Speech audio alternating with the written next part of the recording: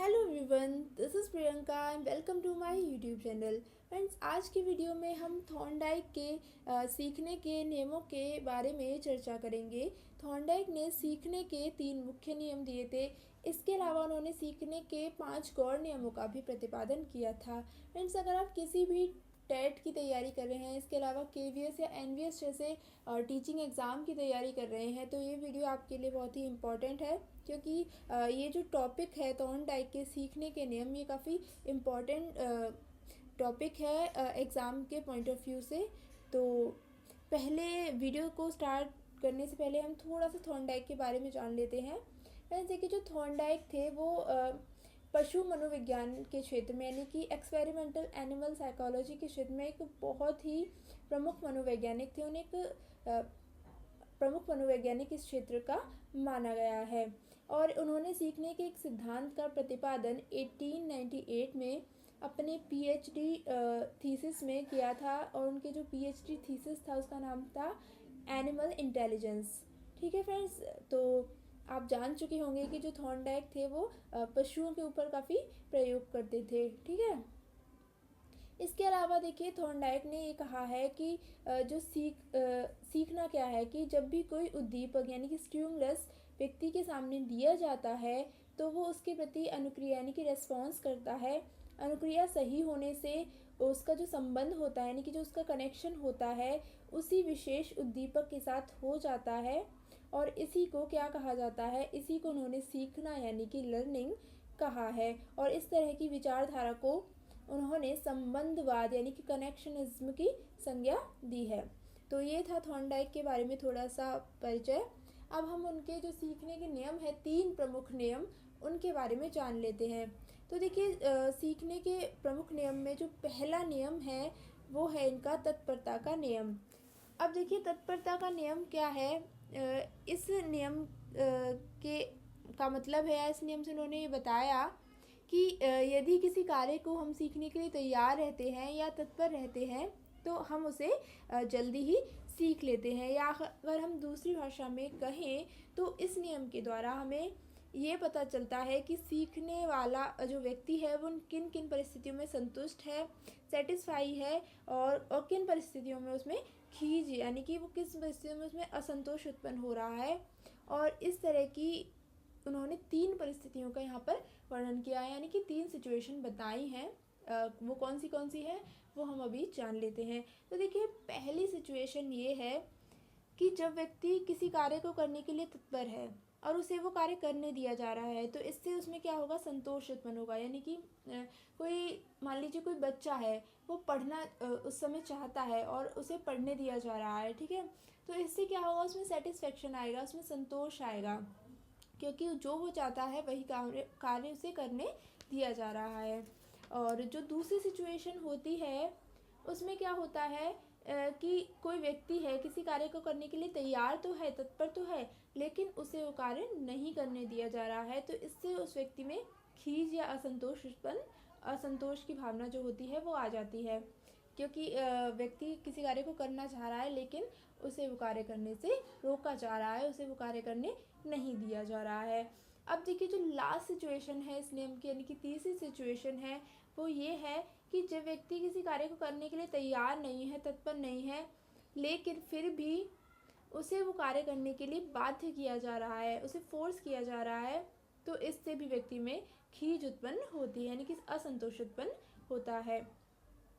तो इससे हमें क्या पता लगता है कि जो संतोष है या असंतोष है, ये सारी चीज़ें व्यक्ति की तत्परता की अवस्था पर निर्भर करती हैं, यानी कि व्यक्ति किसी कार्य को करने के लिए तैयार है या नहीं है, इन सब पे ये बातें निर्भर करती हैं। अब देखिए, जो दूसरा नियम है वो है अभ्यास का नियम, यानी कि लॉ ऑफ एक्सरसाइज। अब देखिए, इसे, ये जो नियम है, इसे उपयोग या अनुपयोग का नियम भी हम कहते हैं, यानी कि इसका एक और नाम है उपयोग व अनुपयोग का नियम। अब देखिए, अभ्यास का नियम है, इसका अर्थ क्या है कि किसी क्रिया को बार बार दोहराना, और बार बार कोई भी क्रिया दोहराने से वो दृढ़ हो जाती है, स्ट्रॉन्ग हो जाती है, यानी किसी भी बात का बार बार प्रैक्टिस करना। इस बात पर ये जो नियम है ये आधारित है। अब देखिए थोड़ा सा इसे और समझ लेते हैं कि जो अभ्यास का नियम है वो इस तथ्य पर आधारित है कि अभ्यास से व्यक्ति में पूर्णता आती है। किससे? अभ्यास से व्यक्ति में पूर्णता आती है, यानी कि practice makes a man perfect. ठीक है, ये जो बात है ये आपने काफ़ी बार सुनी होगी। यानी कि अभ्यास का नियम हमें ये बताता है कि अभ्यास करने से उद्दीपक और अनुक्रिया का जो संबंध होता है वो मजबूत होता है। ऐसे और तो ये क्या हुआ, यानी कि बार बार जब हम अभ्यास करेंगे उस चीज़ को उपयोग में लाएंगे तो उद्दीपक और अनुक्रिया का संबंध क्या हो गया? मजबूत हो गया। इसलिए ये क्या हुआ? उपयोग का नियम हुआ, यानी कि हम उस चीज़ का बार बार उपयोग कर रहे हैं। और वहीं अगर हम इसका अभ्यास रोक देते हैं तो अभ्यास रोक देने से जो संबंध होता है उद्दीपक और अनुक्रिया के बीच का वो कमज़ोर पड़ जाता है या हम उसे भूल जाते हैं। तो ये जो बात कहलाएगी ये कहलाएगी अनुपयोग का नियम, यानी कि उस चीज़ का उपयोग नहीं हो रहा है तो वो चीज़ विस्मरण हो जाता है उसका, उस चीज़ जो संबंध है उन दोनों के बीच का उसको हम भूल जाते हैं। तो इस बात से ये स्पष्ट हो जाता है कि जब हम किसी भी पाठ को या किसी भी विषय को बार बार दोहराते हैं तो हम उसे सीख जाते हैं, और इसे ही थॉर्नडाइक ने उपयोग का नियम यानी कि लॉ ऑफ यूज़ कहा है।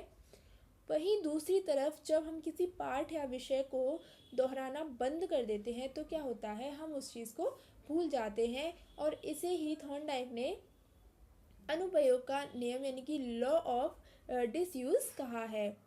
तो इससे हमें क्या पता लगता है कि अभ्यास नियम के अनुसार जो सीखने की प्रक्रिया है वो किसके कारण होती है? अभ्यास के कारण होती है। लेकिन देखिए यहाँ भी एक अपवाद है कि कुछ मनोवैज्ञानिकों ने क्या कहा कि इस नियम की आलोचना की और ये कहा कि जो सीखने की प्रक्रिया है वो सिर्फ अभ्यास के कारण नहीं होती है, क्योंकि अभ्यास के अलावा सीखने में सूझ यानी कि इंसाइट और सूझ और समझ की भी ज़रूरत होती है। यानी कि सिर्फ अभ्यास करने से हम कोई भी चीज़ नहीं सीख सकते हैं। सीखने के लिए हमें सूझ और समझ की ज़रूरत भी होती है। अब देखिए जो तीसरा नियम है वो है हमारा यहाँ पर प्रभाव का नियम यानी कि लॉ ऑफ इफ़ेक्ट।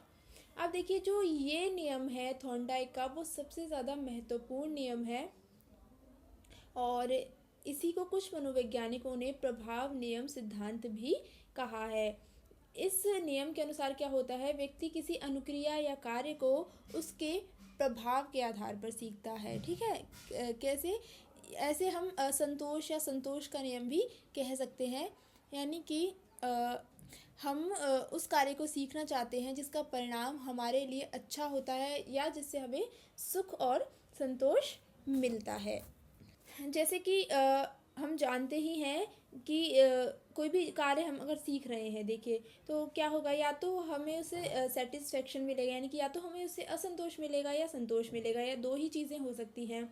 तो देखिए अगर हमें किसी कार्य से किसी बात से अगर हमें संतोष मिल रहा है तो क्या होता है? हम उस चीज़ को सीख लेते हैं। वहीं दूसरी तरफ अगर हमें उस क्रिया से उस कार्य से असंतोष मिल रहा है तो हम उस क्रिया को दोहराएंगे नहीं, और दोहराने की स्थिति में क्या होता है? हम उस चीज़ को भूल जाते हैं। तो ये था प्रभाव का नियम। आई होप आपको समझ में आया होगा। अब देखिए ये तो थे 3 मुख्य नियम, जो कि कौन से हैं? पहला है तत्परता का नियम, दूसरा है अभ्यास का नियम और तीसरा है आपका प्रभाव का नियम। इसके अलावा थॉर्नडाइक ने सीखने के 5 अन्य नियम या 5 गौण नियम भी बताए हैं। अब हम उनकी यहाँ पर चर्चा कर लेते हैं। तो देखिए पहला जो गौण नियम है वो है बहुप्रतिक्रिया का नियम। अब देखिए इसके अनुसार क्या है कि जब हम कोई नया कार्य करना सीखते हैं तो उसके प्रति कई क्रियाएं करते हैं या कई नए तरीके अपनाते हैं, और उनमें से जो जिससे हमें संतुष्टि मिलती है हम उसी क्रिया के प्रति हम उस क्रिया को सीख लेते हैं, और उसी से हमारा जो सीखने की क्रिया है वो संपन्न होती है। दूसरा जो नियम है वो है आत्मीकरण का नियम। इस नियम के अनुसार हम नए ज्ञान का आत्मीकरण कर अपने पूर्व ज्ञान का स्थायी अंग बना लेते हैं, और नई बात सीखने से पहले हम जो पुराना ज्ञान होता है उसका दोनों यानी कि संबंध स्थापित कर लेते हैं। और जो हमारा सीखने का एक नियम है ज्ञात से अज्ञात की ओर, वो इसी पर आधारित है। अब देखिए तीसरा है हमारा यहाँ पर मनोवृत्ति का नियम, यानी कि जिस कार्य के प्रति हमारी जैसी अभिवृत्ति यानी कि एटीट्यूड या मनोवृत्ति होती है, हम उस कार्य को उसी अनुपात में सीखते हैं। यानी कि जो प्राणी है, कोई भी व्यक्ति है, वो मानसिक रूप से किसी कार्य को सीखने के लिए यदि तैयार नहीं है तो वो उस कार्य को नहीं सीख पाएगा। हमारा जो चौथा नियम है वो है आंशिक क्रिया का नियम। इसके अनुसार यदि किसी कार्य को छोटे छोटे भागों में बांट दिया जाए या विभाजित कर दिया जाए तो इससे क्या होता है, वो जो कार्य है वो सरल व सुगम हो जाता है। यानी कि कोई भी जैसे हम चीज़ सीख रहे हैं, कोई भी पोएम सीख रहे हैं या कोई भी लेंदी चैप्टर कर रहे हैं, तो अगर हम उसे छोटे छोटे पार्ट्स में डिवाइड कर दें तो इससे क्या होगा, सीखने में आसानी होती है, और यही कहलाता है आंशिक क्रिया का नियम। और जो पांचवा और आखिरी है वो है साहचर्य परिवर्तन का नियम। इस नियम का अर्थ है कि पहले कभी की गई किसी क्रिया को उसी समान दूसरी स्थिति में करना, यानी कि दोनों में साहचर्य स्थापित करना, संबंध स्थापित करना।